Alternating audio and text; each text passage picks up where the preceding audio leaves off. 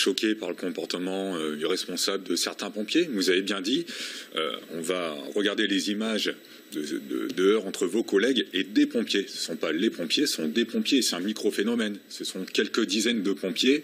Je peux vous dire que le respect mutuel entre les pompiers et les policiers est très fort. Je suis moi-même allé hier place de la République pour soutenir mes collègues pompiers de la CFDT et eux-mêmes sont venus le 2 octobre à la manif des policiers, la manif intersyndicale, pour nous apporter leur soutien. Il y a vraiment beaucoup qui nous unit, des violences quotidiennes qui sont croissantes. Il y a certaines problématiques d'effectifs, une surcharge de missions. On a des appels pour tout et n'importe quoi. On les appelle des fois, par exemple, parce que la fibre Internet ne fonctionne plus. Il y a vraiment des choses assez ahurissantes.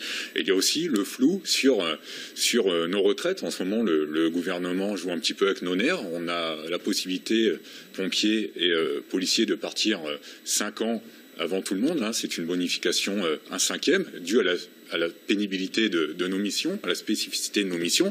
Et aujourd'hui, on n'a aucune réponse sur la pérennisation Julia de ce Morcrette, dispositif. et je rappelle que vous êtes secrétaire général adjoint Alternative Police CFDT, vous êtes sur le terrain régulièrement. Je trouve qu'il y a une sorte de gilet jaunisation de la société.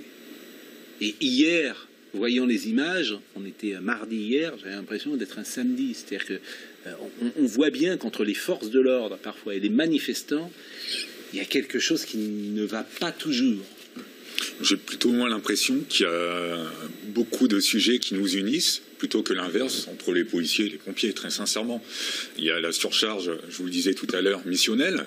Il y a le manque de reconnaissance de l'État, tout simplement. Ça fait des mois et des mois qu'ils réclament l'augmentation de leur prime de feu, qui est aujourd'hui de 19% pour la pousser à 28%. Nous, on a cette même prime, la prime ISSP, la prime de risque, qui est à 28%. Donc, ils demandent... que la prime soit alignée sur votre prime. Absolument, et c'est tout à fait légitime. Ils demandent des effectifs supplémentaires, puisque les missions augmentent. Ils sont parfois obligés de faire ni plus ni moins de remplir le rôle d'ambulance privée. Donc ils en ont un petit peu marre, ils en ont ras la casquette, et comme les policiers. 1800 €. Disons que leur salaire est fait de beaucoup de primes. Et lorsqu'un pompier est blessé, qu'il est reclassé, il peut perdre jusqu'à un tiers de son salaire. Donc c'est vrai qu'ils sont vraiment dans une situation assez précaire. Et la portabilité, ce qu'on appelle la portabilité de la retraite, ce qui coûterait rien du tout à l'État, cette portabilité n'est pas possible. Quand vous quittez la fonction de policier, vous pouvez pas, les points de retraite que vous avez accumulés, vous ne pouvez pas les amener ailleurs. Oui, on perd la bonification à 5e. C'est-à-dire que tous les 5 ans, on gagne un an pour la retraite. Oui. Et nous, c'est une revendication portée par Alternative Police CFDT, c'est que par exemple si on quitte la police au bout de 15 ans de service, qu'on puisse avoir cette bonification au prorata des années effectuées, c'est-à-dire 3 années de bonification.